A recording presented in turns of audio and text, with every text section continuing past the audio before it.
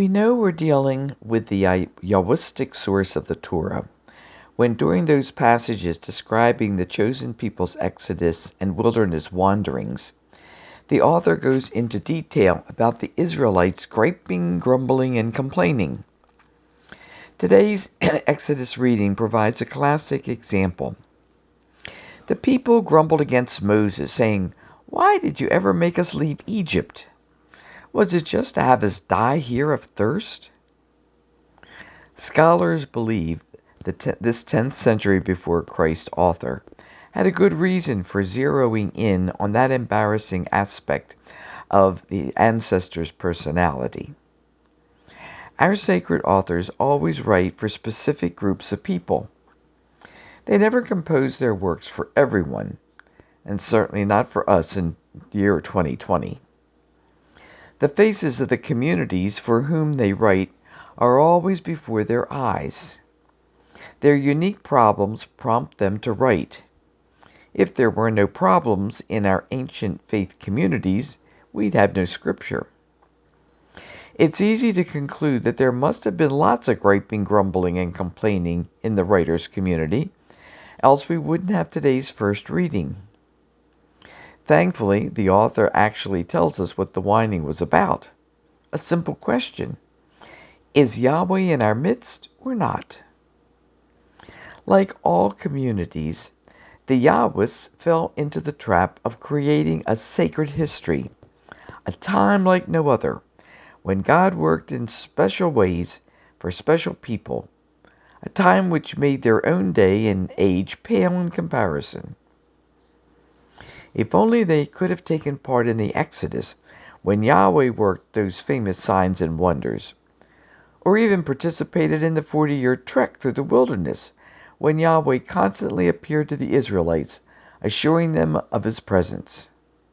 But now, over 200 years later, God no longer did what God did during their sacred history.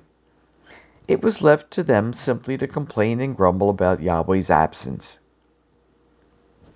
That seems to be why the Yahwistic author constantly reminds the readers that even during that unique Exodus event, their ancestors also griped and complained about what Yahweh was and was not doing. There never was a sacred special history, a time when everything was hunky-dory. The Yahwist was convinced that God's working today just as God worked in the past. We know how to surface that work and presence in the past, but we find it difficult to uncover it in the present. The answer to the question is yes, Yahweh is in our midst. We just don't take the time and make the effort to notice the presence. Paul of Tarsus is a firm believer in the risen Jesus working in our lives right here and now. He isn't just killing time, patiently waiting in the wings for us to first change into authentic other Christs before springing into action. Our state of soul isn't a condition for such action. The apostle reminds the community in Rome of one of our faith's most amazing facts. God proves his love for us in that while we were still sinners, Christ died for us. That insight applies not just to the past or distant future. It means our sacred history is happening all around us, even as you're hearing this commentary. Perhaps the most important line in today's gospel is Jesus' remark to the woman at the well.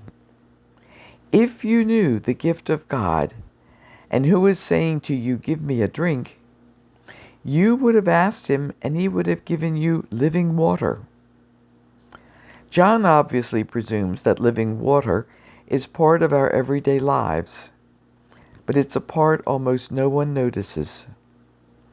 Instead of griping and complaining about God abandoning us in crucial situations, we should begin to understand that we've probably abandoned God.